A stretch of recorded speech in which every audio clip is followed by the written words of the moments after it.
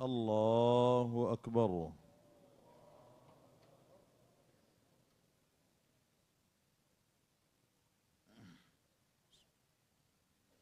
الحمد لله رب العالمين الرحمن الرحيم مالك يوم الدين، إياك نعبد وإياك نستعين، اهدنا الصراط المستقيم صراط الذين أنعمت عليهم غير المغضوب عليهم ولا الضالين.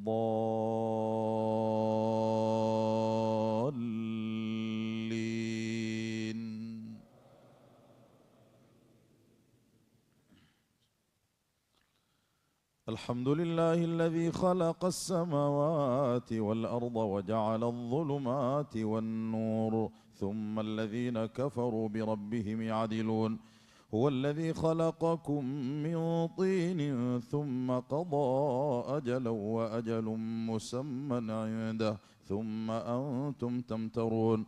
وهو الله في السماوات وفي الأرض، يعلم سركم وجهركم ويعلم ما تكسبون.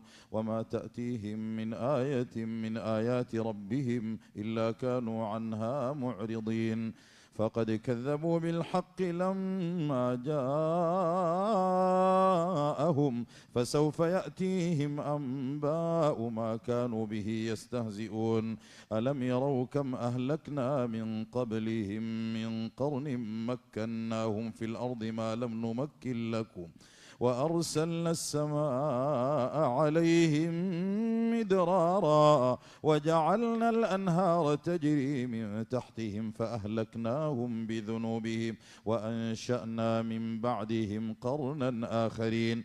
ولو نزلنا عليك كتابا في قرطاس فلمسوه بأيديهم لقال الذين كفروا إن هذا إلا سحر مبين. وقالوا لولا أنزل عليه ملك ولو أنزلنا ملكا لقضي الأمر ثم لا ينظرون. ولو جعلناه ملكا لجعلناه رجلا وللبسنا عليهم ما يلبسون.